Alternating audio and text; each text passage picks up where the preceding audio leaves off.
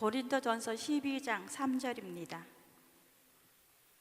고린도전서 12장 3절.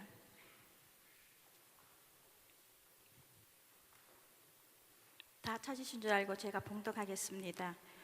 그러므로 내가 너에게 알리노니 하나님의 영으로 말하는 자는 누구든지 예수를 저주할 자라 하지 아니하고 또 성령으로 아니하고는 누구든지 예수를 주시라 할 수 없느니라. 아멘.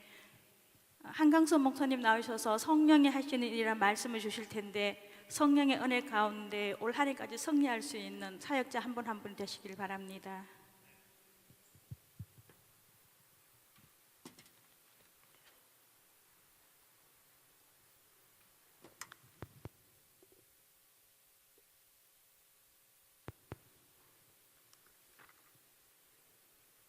할렐루야. 오늘도 성령의 은혜가 이 자리에 충만하기를 주님의 이름으로 축복합니다. 이제 성부, 성자, 성령, 삼위일체 하나님의 제일 마지막 순서 성령을 오늘 마무리하려고 합니다. 하나님께서 초월적인 하나님과 내재적인 하나님이 있다라고 이야기를 합니다. 우리가 초월적인 하나님이라고 하면은 전지전능하신 하나님, 우리를 창조하시고 하나님 우리를 존재케 하시는 그야말로 어마어마한 하나님이죠. 우리가 감히 감당할 수 없는 그 크신 하나님에 대해서 우리가 믿고 또 고백합니다. 분명히 우리가 감히 상상할 수 없는 영역에 커다란 하나님이 계신데, 우리가 태양으로 말한다고 하면은 그 태양은 우리가 어떻게 할 수 없을 정도로 감당하기 어려울 정도로 뜨겁고 큰 그 존재가 있는 겁니다. 태양은 우리가 없어도 존재합니다. 하지만 우리는 태양이 없으면 존재하지 못하는 것처럼 하나님도 그렇습니다. 하나님은 우리 없어도 잘 존재하고 계시지만 우리는 하나님이 없으면 살 수가 없게 되는 거죠. 하늘에 떠 있는 태양이 우리에게 참 무심한 것 같고 그냥 우리랑 아무 관계 없는 것 같지만, 그럼에도 태양이 우리에게 따뜻한 햇볕을 내려줘서 모든 생명체가 살아갈 수 있는 것처럼 하나님 역시 아주 초월적이고 우리가 도저히 상대할 수 없을 정도로 크기만 하신 하나님인 것 같지만, 따사로운 햇볕처럼 우리에게 뭔가 터치해 주셔서 살아갈 수 있는 힘과 능력을 주시는데, 그 역할을 하는 것이 뭐냐면 성령이라는 겁니다. 성령은 때로 그렇게 지엄하고 엄하고 무서운 하나님처럼 느껴지지만 사실 따사롭고 친밀하게 인격적으로 마치 살아있는 사람처럼 우리에게 다가와 주시고 일하시고, 그래서 우리를 신앙인으로 살아갈 수 있게 만들어 주시는 것이 또한 성령 하나님입니다. 우리는 흔히 성령의 역사하심이라는 이야기를 많이 합니다. 성령의 역사하심. 역사한다라는 이야기가 무슨 말이냐면은 힘써서 일한다는 뜻이에요. 힘써서 일한다는 이 역사하심이라는, 역사하다라는 단어의 원래 어원에는 농사를 짓는다라는 뜻이 있습니다. 그러니까 씨를 뿌리고 물을 줘서 식물들이 자라게 한다라는 겁니다. 마치 우리 사람이라는 씨앗을 뿌리고 자라날 수 있도록 계속해서 영양을 공급해주는 농사꾼의 마음처럼 우리들이 무언가 할 수 있도록 자꾸 힘을 주고 영양분을 주시는 분이 성령 하나님의 역사하심이에요.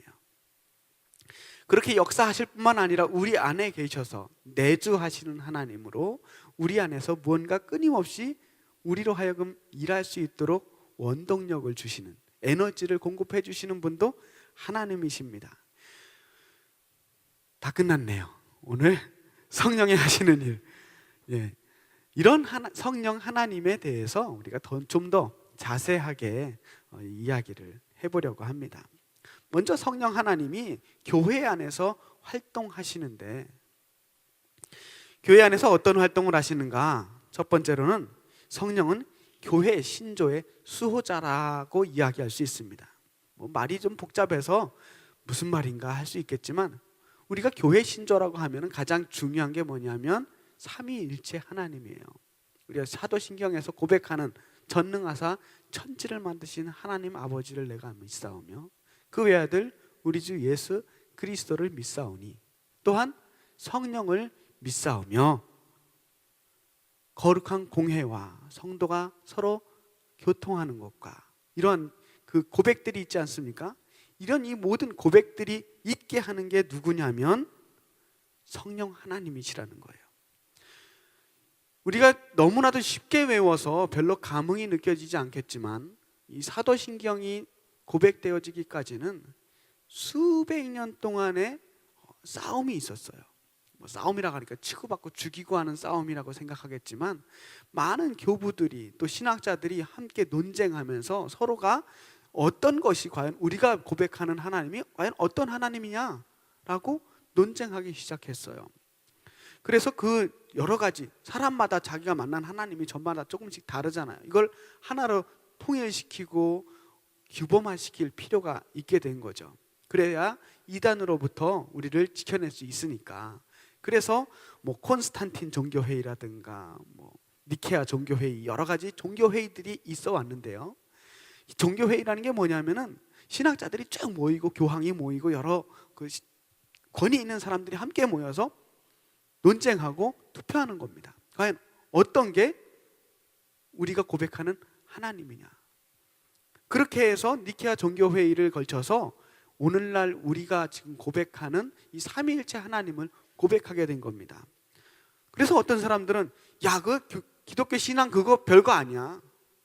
다수결로다가 투표해서 손 들어가지고 결정한 건데 그거 아무것도 아니야. 그게 어떻게 진리일 수 있어라고 비판하는 사람들이 있습니다. 하지만 저는 그 많은 토론과 회의 과정 가운데 성령의 역사하심이 있었다라고 믿습니다. 하나님께서 교회가 교회되게 하기 위해서 많은 아픔들도 겪게 했지만 그 가운데 하나님의 섭리로 인하여서 오늘날까지 이렇게 우리가 고백할 수 있는 교리를 만들어 주신 것도 하나님의 은혜요 역사라고 믿습니다. 또한 교회로 하여금 선교하게 하신 것도 하나님이십니다. 성령의 도우심이 없었다면, 성령이 역사하시지 않았다면 교회는 그저 유대교의 한 분파로 끝나버렸을지 모릅니다. 예수님이 스스로 나는 그리스도교회를 이제 창설하겠다라고 이야기하신 적이 없어요. 예수님은 바리새인들에 대해서 비판하고 유대교 율법주의에 대해서 비판했지만 그렇다고 새로운 종파를 세우신 것이 아닙니다. 그때까지는 하나님은 유대인의 하나님이었습니다. 그런데 예수님이 승천하신 후에 보혜사 성령님이 나타나신 그 이후로부터 예수님은 유대교의 그리스도가 아니라 온 인류의 구세주가 되셨습니다. 그리고 이제는 복음이 유대인들뿐만 아니라 온 유대와 사마리아와 땅끝까지 이르러 복음의 증인이 되는 많은 성도들로 말미암아서 이제 모든 열방으로 선교를 할 수 있게 되었습니다. 그래서 오늘날 우리도 이렇게 예배를 드릴 수 있게 되는 겁니다. 왜 그런 일들이 시작됐을까요? 언제? 오순절 마가의 다락방에서 그들이 성령을 체험합니다. 하나님이 성령의 불꽃을 그들의 머리 위에 각각 하나씩 내려주심으로 인해서 그들이 마음에 성령의 충만함을 받게 됩니다. 성령의 충만함을 받았던 그들이 뛰쳐나가서 제일 먼저 시작한 것이 뭐였냐면 복음의 증인이 된 겁니다. 전도하기 시작했습니다. 선교하기 시작했습니다. 잠깐 지나가는 말로 그때 받았던 은사를 한번 생각해 봅시다. 무슨 은사였죠?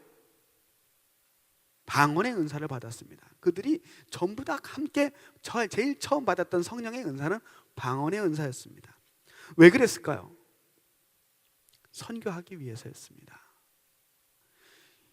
각 나라 말로 여러 가지 언어를 사용하는 사람들이 한꺼번에 모여 있었는데 이들이 이제는 유대인들에게만 복음을 전할 것이 아니라 온 세계로 복음을 전해야 되는데 그때 걸리는 가장 첫 번째 관문이 뭐였냐면 언어였어요. 오늘날에도 어느 지역에 선교를 하기 위해서 가장 먼저 하는 작업은 그 지역의 언어로 성경을 번역하는 일입니다.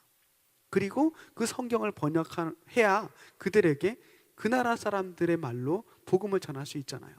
그런데 지금은 이때 당시의 상황은 아주 급박한 선교의 과제가 있었습니다. 언제 어학당 다니고 영어 공부하고 외국어 공부해서 선교할 틈이 없었던 거예요. 그래서 부지런히 선교하기 위해서 그들에게 가장 즉각적으로 방언의 은사를 주셨는데, 그래서 그들은 그 즉시 다른 과정 없이 바로 복음의 증인이 될 수 있는 사명을 감당할 수 있게 되었습니다. 요즘 방언의 은사는 좀 다른 것 같아요. 이따가도 또 이야기하겠지만, 오늘 방언의 은사가 예전처럼 뭐 영어로 받는다든가 뭐 다른 외국어로 방언의 은사를 받는 경우들이 별로 없어요. 간혹 있다고는 하지만 거의 없잖아요. 여러분들 가운데서 혹시 그런 분 계십니까? 은혜를 받았더니 중국어가 들려요. 뭐 베트남어가 막 들려요. 그런 분들이 계시는지 모르겠지만, 오늘날의 방언의 은사는 사실 선교를 위해서 은사를 주신다기보다 여러분의 기도 생활에 유익을 주시기 위해서, 기도 생활에 유익을 주기 위해서 하나님께서 내려주신다고 저는 생각합니다. 방언으로 기도를 하게 되면 더 깊이 내 의식으로 기도하는 것이 아니라 내 마음속에서 무의식의 단계로 하나님께 고백하는, 더 깊이 오래 기도할 수 있도록 하나님이 힘을 주시는 그런 은사가 아닌가 생각합니다.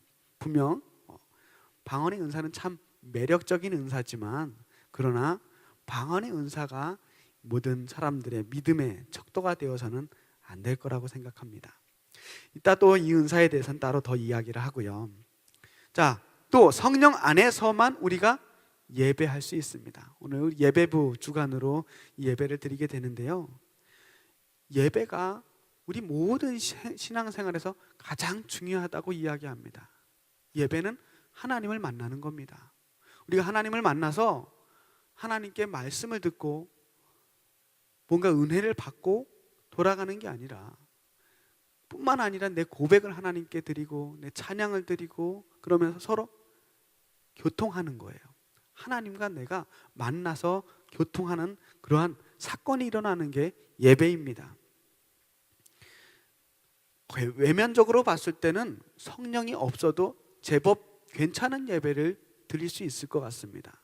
멋진 시스템과 좋은 형식을 갖춰서 괜찮은 예배를 드릴 것 같지만, 그 안에 성령이 빠지면 가장 핵심적인, 예배의 핵심적인 것이 뭐냐면 감동이에요. 내가 하나님을 만나고 하나님께 내가 드린 예배가 하나님이 받으셨다라는 이 감격이 빠지는 겁니다.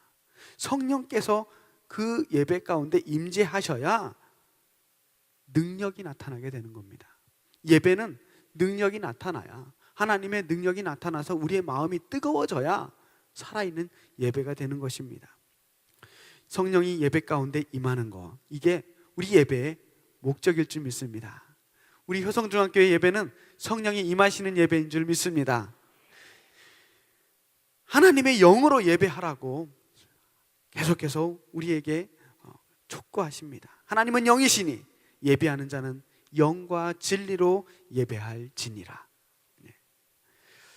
옛날에 전기불이 우리나라에 들어온 지 얼마 안 됐을 때의 일이라고 합니다. 시골에 사는 어르신이 서울을 놀러 갔어요. 아들 집에 갔더니 전기불이라는 게 있는데 밤에 한밤중에 대낮같이 밝아지는 겁니다. 그 밝기가 이루 상상할 수가 없어요. 시골에서는 초롱불이나 이 쬐끄만한 난포불 켜고서 살았었는데 대낮같이 밝은 불을 보니까 이게 별 세 개를 만난 겁니다. 그래서 아들에게 부탁을 합니다. 야, 저거 어디서 났니? 저것 좀 사다 줘라. 그래서 아들이 전구와 소켓, 이 전선들을 다 사다가 아버님을 드립니다. 아버지가 이거를 귀하게 잘 들고 와서 시골집에 가서 다 설치를 하고 온 동네 사람을 부릅니다. 내가 오늘 엄청나게 신기한 거를 사왔는데 깜짝 놀라게 될 거다. 별 세 개를 보여주겠다. 그러면서 전부 다 마당에 모아놓고 전기불을 이제 깜깜할 때까지 기다렸다가 전기불을 다 켜는데 불이 들어왔겠어요? 안 들어왔겠어요? 안 들어왔죠. 시골에 전기가 안 들어오니까 전선을 어디다 연결할까 하다가 빨랫줄에다가 묶어놨어요. 빨랫줄에 묶어놓은 거 다 켰는데 들어올 리가 없죠. 저는 성령이 바로 발전소와 같은 역할을 하는 것이다 라고 생각을 합니다. 하나님의 영이 임하지 않았을 때 이와 같은 일들이 일어납니다. 하나님이 영이 임하실 때에야만 빛이 대낮같이 밝은 것처럼 우리들의 예배에도, 우리들의 삶에도 성령이 우리 안에 들어와 계셔야 발전소에 불이 켜지고 에너지가 생기고 역동성이 생기는 줄 믿습니다. 그래서 사도신경에 나타나는 우리 신앙 고백, 가장 대표적인 고백은 성령을 믿사오며입니다. 이 시간 이 자리에도 하나님의 영이, 성령이 역사하심을 믿으시기 바랍니다. 마태복음 18장 18절에서 20절 말씀 한번 읽어보겠습니다. 마태복음 18장 18절에서 20절 말씀. 진실로 너희에게 이르노니 무엇이든지 너희가 땅에서 매면 하늘에서도 매일 것이요 무엇이든지 땅에서 풀면 하늘에서도 풀리리라. 진실로 다시 너희에게 이르노니 너희 중에 두 사람이 땅에서 합심하여 무엇이든지 구하면 하늘에 계신 내 아버지께서 그들을 위하여 이루게 하시리라. 두세 사람이 내 이름으로 모인 곳에는 나도 그들 중에 있느니라. 아멘. 오늘 이 고백은 하나님께서, 예수님께서 베드로에게 천국의 열쇠를 주면서 이 땅의 교회가 어떤 역할을 하게 될지에 대해서 말씀하고 있는 내용입니다. 성령으로 말미암아서 교회의 교제가 하나님과 연결되게 되는 겁니다. 사도신경에 이런 고백이 있습니다. 거룩한 공회와 성도가 서로 교통하는 것을 믿습니다. 거룩한 공회하고 자르는 거예요. 공회와 성도가 교통하는 게 아니고 거룩한 공회를 믿고 성도가 서로 교통하는 것을 믿는 겁니다. 거룩한 공회를 영어로 하면 Holy Catholic Church, 아주 거룩한 공식적인 교회입니다. 우리 카톨릭이라고 해서 이건 카톨릭 교회만 우리가 인정하는 거니까 이 부분은 빼야 된다라고 주장하는 사람들이 있는데 그렇지 않습니다. 성당을 이야기하는 것이 아니라 우주적이고 보편적인 교회를 이야기하고 있는 겁니다. 내가 출석하는 교회뿐만 아니라 이 땅에 성부, 성자, 성령으로 하나님을 고백하는 모든 교회가 다 같은 하나님의 교회입니다. 그 교회가 하나님께서 주신 권세를 가지고 있다는 겁니다. 어떤 권세냐면 그 안에서 두세 사람이 모인 곳에서 그들이 함께 무엇이든지 구하면 하늘에서도 이루어 주겠다고 말씀하는 겁니다. 우리가 이곳에서, 여러분들이 모여서 함께 이곳에서 무언가 하게 되면, 교회라는 이름으로 무언가를 하게 되면 하나님도 함께 하시겠다는 겁니다. 그것이 성령의 역사입니다. 또한 성도의 교제가 성령으로 말미암아 이루어집니다. 성도의 교제는 단순히 친교 모임이 아닙니다. 서로 친하다고 언니, 오빠 뭐 이렇게 한다고 해서 우리가 친밀한 관계가 이루어지는 것이 아닙니다. 저는 틈날 때마다 교인들끼리 서로 언니 동생 하지 말고 교회에서만큼은 서로 성도님이라고 불러달라고 부탁하는데 워낙 오래된 습관들을 가지신 분들은 쉽게 고쳐지지 않는 것 같아요. 제일 좋은 호칭이 저는 성도라고 생각합니다. 아무개 씨라고 하는 호칭도 좋지 않습니다. 기왕이면 성도님이라는 좋은 호칭이 있지 않습니까? 이 성도라는 이름으로 함께 교제하는 이 가운데는 특별한 힘이 있습니다. 우리가 단순히 친해지고 그래서 그 사람들에 대해서 많이 알고의 문제가 아니라 하나님이 우리의 교제 가운데 함께 하셔서 우리를 그리스도의 끈으로 묶어주시는 힘이 있다는 거예요. 그래서 성도가 서로를 그리스도의 사랑으로 함께 사랑하게 만들어주는 겁니다. 진정한 교제는 성령으로 말미암을 때 이루어지는 겁니다. 같이 밥 많이 먹고 같이 좋은 거 보러 다니고 시간을 많이 보낸다고 해서 좋은 성도의 교제가 이루어지는 것이 아니라 우리가 성령으로 말미암아 서로가 연결될 때 그 교제가 진정 의미 있는 성도의 교제가 될 것입니다. 세상 사람들과 똑같은 방식으로 우리가 교제한다면 예배 끝나고 전부 한 잔씩 쫙 하면서 우리 친하게 마음 터놓고 우리 즐겁게 지내자 하면 될지도 몰라요. 성도 간에 싸우면 오래 간다고 하죠. 세상 사람들은 싸우고 나서 그래, 한 잔 먹으면서 풀자 하면서 푸는데 교회에서 만난 사람들은 싸우면 풀 길이 없대요. 어떻게 풀어야 될까요? 성령으로, 성령의 능력으로 우리가 서로 하나가 되면 이런 감정의 싸움들이 일어나지 않는데, 자꾸 세상의 관계로, 세상의 힘으로 그렇게 만나게 될 때 성도의 교제가 깨지게 되는 겁니다. 자, 또 성령의 중요하게 하는 일이 뭐냐면 교회 안에서 여러 가지 은사를 주신다는 겁니다. 고린도전서 한번 우리 찾아볼게요. 성경책을 찾아보겠습니다. 고린도전서 12장 7절입니다. 고린도전서 12장 7절 말씀. 각 사람에게 성령을 나타내심은 유익하게 하려 하심이라. 8절 9절 같이 읽겠습니다.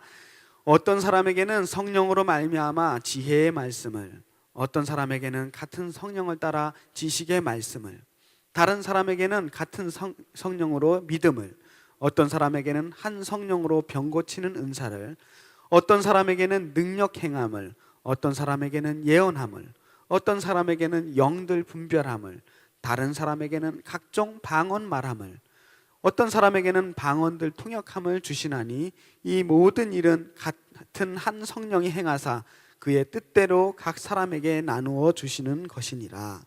아멘. 오늘 이 여러 가지 은사들, 우린 은사라고 이야기를 합니다. 이 은사들을 성령께서 주시는 것인데, 많은 분들이 성령 하면 생각하는 게 이 성령의 은사들이에요. 은사라는 거는 은혜라는 말에서 나왔습니다. 은혜를 이 헬라어로는 카리스마라고 이야기합니다. 카리스마라는 은혜에서 은사, 카리스마타라는 말이 나왔어요. 하나님이 은사는 은혜로 주시는 겁니다. 특별히 뭐 잘해서 상으로 주시는 게 아니라 여러분 각자에게 선물로 주시는 거예요. 각 사람에게 가장 맞는 걸로 맞춤으로 주시는 겁니다. 모든 사람에게 다 똑같은 은사를 주시지 않아요. 그래서 어떤 은사가 더 좋고 어떤 은사가 더 훌륭하고는 우리가 판단할 수가 없습니다. 중요한 것은 선물은 좋고 나쁨이 없어요. 다 하나님이 주신 귀한 거라는 겁니다. 우리 은사들을 보면 때로는 정말 신비롭고 놀라운 일들이 일어나는 그런 은사들도 있고요. 어떤 것들은 뭐 이런 것도 은사예요. 그냥 남들 다 하는 건데, 지식 이거 공부하면 되는 거 아니에요? 뭐 지혜 이거 원래부터 뭐 머리 좋아서 생기는 거 아니에요? 라고 생각하겠지만 하나님이 각자에게 우리에게 가장 맞는 것들을 채워 주신다는 거예요. 그 주시는 이유가 있어요. 그것은 바로 사명을 감당하게 하기 위해서입니다. 아까도 제가 방언에 대해서 이야기를 했습니다. 방언을 왜 받느냐가 중요해요. 사람들이 방언 달라고 이야기합니다. 왜? 나도 집사니까, 권사니까, 교회 오래 다녔는데 남들은 다 방언하는데 나만 안 하면 창피하니까 저도 좀 주세요. 이건 이유가 되지 않는다는 거예요. 남들에게 자랑하려고 은사를 받는 게 아니고, 사람들에게 보이려고 은사를 받는 게 아니라 하나님의 사명을 감당하기 위해서 우리가 은사를 사모해야 되는 겁니다. 다시 말해서 우리가 은사를 받았다라고 이야기하는 것은 반대로 뒤집어서 이야기하면 우리가 사명을 받았다라는 겁니다. 가르치는 은사를 받았다, 그러면 가르치는 사명을 받은 거예요. 우리가 지혜의 은사를 받았다, 권면하는 사명을 받은 겁니다. 각자에게 어떤 은사가 있다라고 이야기하면 이 은사는 내가 그 일을 하라고 나에게 주신 것이구나. 어떤 분들은 내가 뭘 해야 될지 모르겠어요, 교회에서 뭘 해야 될지, 무슨 사역을 해야 될지 모르겠어요 라고 생각하시는 분들이 계신데, 하나님이 나에게 어떤 달란트를 주셨는지를 아는 사람들은 그게 사명인 줄 믿으시기 바랍니다. 괜히 주신 게 아니라 일하라고 주신 거예요. 근데 사명을 받았는데, 은사를 받았는데 그걸 썩혀두고 있는 사람이 있어요. 자, 이거 너무 귀중한 거라 저만 가지고 있을래요. 그러면 그 은사가 쓸모 없어지게 되는 거예요. 은사는 썩혀두면 사라집니다. 하나님께서는 여러분에게 그 은사를 사용하라고, 값지게 사용하라고 주신 줄을 믿으시기 바랍니다. 그 은사에서 끝나면 안 됩니다. 오늘 고린도전서 12장에 이어서 13장에는 어떤 말씀이 있습니까? 고린도전서 13장, 사랑에 대한 이야기가 나와요. 성령의 은사를 쭉 이야기한 다음에 사랑의 은사가 나옵니다. 사랑도 은사예요. 그런데 더 중요한 거예요. 왜냐? 성령의 역할들은 일하게 하는 것에서 끝나는 게 아니에요. 하나님께서 성령을 우리에게 주신 것은 우리가 그냥 열심히 일만 하다가 하나님께 돌아오라고 그렇게 주신 것이 아니라 성령은 우리를 거듭나게 하시기 원한다는 거예요. 새롭게 변화되기를 원하신다는 겁니다. 성령은 사람을 거듭나게 합니다. 요한복음 3장 5절 말씀에 보니까 예수께서 대답하시되 진실로 진실로 내게 이르노니 사람이 물과 성령으로 나지 아니하면 하나님의 나라에 들어갈 수 없느니라. 오늘 읽은 말씀 다시 한번 읽어보겠습니다. 그러므로 내가 너희에게 알리노니 하나님이 영으로 말하는 자는 누구든지 예수를 저주할 자라 하지 아니하고 또 성령으로 아니하고는 누구든지 예수를 주시라 할 수 없느니라. 성령은 우리를 거듭나게 한다고 고백합니다. 우리가 그냥 처음부터 뭔가 대단한 지혜가 있어서 내가 쭉 보니까 예수님 믿는 게 제일 좋겠어. 여러 종교를 딱 보니까 예수님 믿는 게 제일 현명한 결정인 것 같아 해서 예수님을 선택하신 분들도 혹시 있을지 모르지만 그러한 생각마저도 그냥 내가 생긴 것이 아니라 성령이 나로 하여금 그 생각을 할 수 있도록 해주셨다는 거예요. 그렇지 않고는 도무지 예수님을 내가 구주라고 고백할 수 있는 일들이 일어날 수 없다는 겁니다. 어쩌다 보니 내가 믿고 있었다고요? 아닙니다. 하나님이 여러분 안에서 끊임없이 성령의 능력으로 역사하셔서 여러분의 마음이 열려지고 하나님께로 조금씩 가까이 가고 마침내 거듭나게 된 줄을 믿으시기 바랍니다. 성령으로 아니하고는 누구든지 예수를 주시라고 할 수 없다고 말하는 거예요. 전도 나가신 분들은요 아마 아실 겁니다. 복음 제시를 하잖아요. 하나님은 당신을 위해서 십자가에 돌아가셨습니다. 당신 믿습니까? 그걸 한마디 아멘 하면 될 거고 그걸 안 해. 굉장히 쉬운데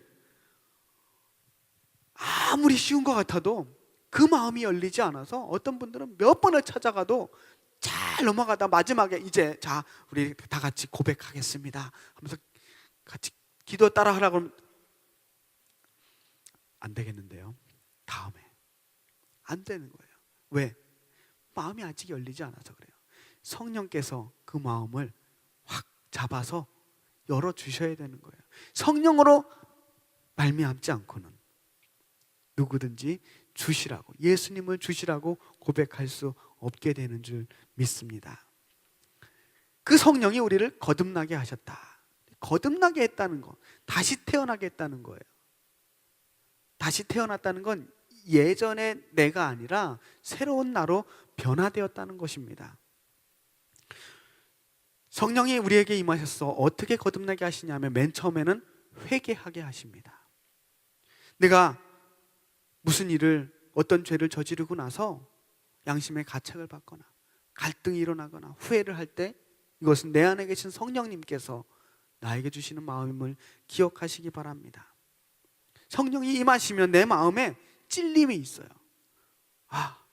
내가 죄를 지었구나라는 걸 내 안에 계신 성령님이 알게 하시는 겁니다. 그리고 믿음을 갖게 하십니다.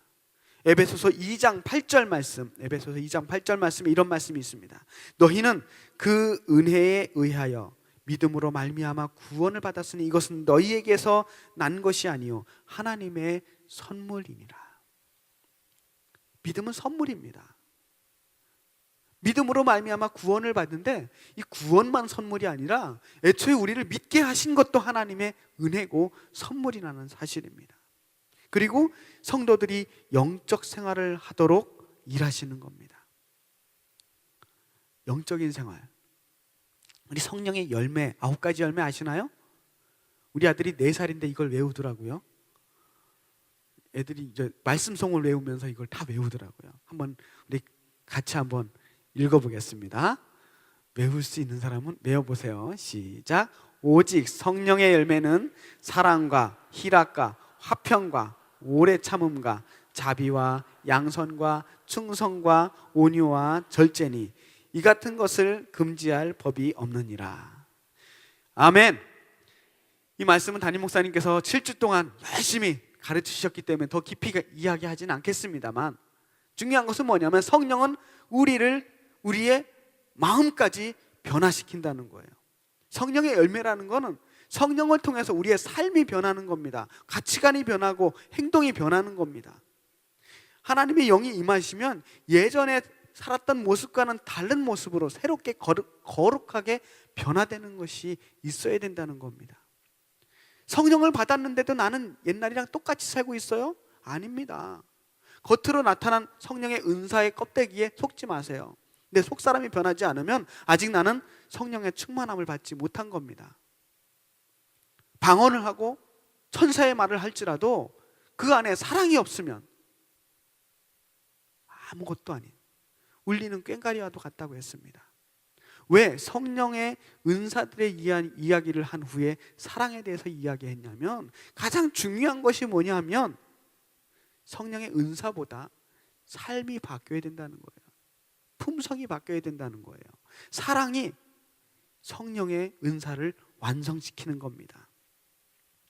그렇게 믿음으로 우리가 조금씩 하나님이 보시기에 아름다운 모습으로 바뀌어가게 만드는 것, 이것이 성령의 역사입니다. 그렇게 나아가면 우리는 의롭게 되고 성화가 된다고, 거룩해진다고 말합니다. 믿음으로 점점 거룩해지는 것, 성령이 우리를 의인으로 만들 뿐만 아니라 하나님의 품성을 닮아가서 거룩한 사람으로 변화시켜 주게 된다는 것입니다. 처음에 우리가 하나님을 만날 때는 아주 깜짝 놀랄 그런 경험, 깨지는 경험을 하게 됩니다. 갑작스럽고 과격한 변화를 경험하게 될 수 있습니다. 뜨거운 불의 체험을 할 수 있어요. 하지만 이제 성화는 뭐냐면 거기에서 나아가서 날마다 조금씩 내 자아가 변화되는 것, 물들어가는 것, 하나님의 품성으로 바뀌어가는 것을 말합니다. 은혜 안에서 우리의 영적인 성장이 조금씩 어제보다는 오늘이 좀 더 나아지고 오늘보다는 내일이 나아지는 그 진보의 역사가 있어야 된다는 겁니다. 이 성화도 역시 오직 성령님만이 가능케 하실 수 있습니다.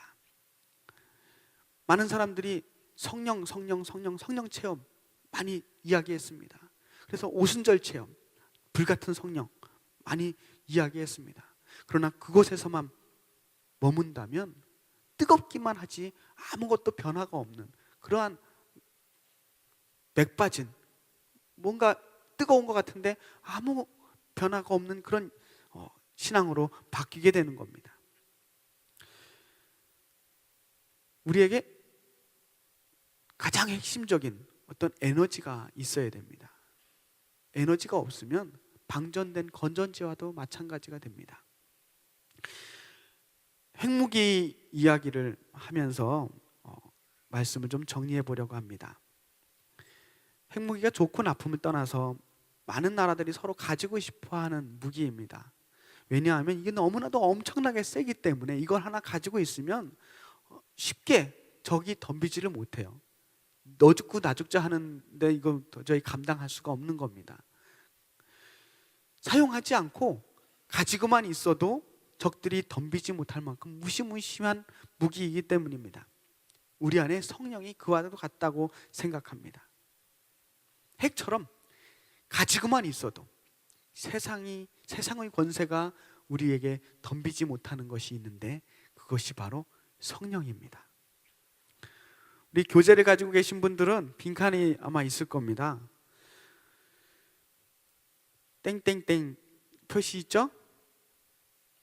누가 우리 아버지신 것이죠? 하나님께서 우리의 아버지이신 것, 예수 그리스도께서 우리의 구주가 되신 것, 성령께서 우리 마음에 내주하신 것, 이것이 있다면 우리에게 핵이 있는 겁니다. 우리에게 이 삼위일체 하나님이 딱 든든하게 붙잡아주고 계신다면 우리는 세상에서 두려워할 것들이 없어집니다. 남편의 귀함을 알고 아내의 귀함을 알 때 우리가 행복을 느끼는 것처럼 성령을 보는 눈이 열리게 되면 우리 삶이 달라지게 됩니다. 능력이 필요하십니까? 내 힘으로는 도저히 감당할 수 없는 일들이 너무나 많아서 힘들고 지치십니까?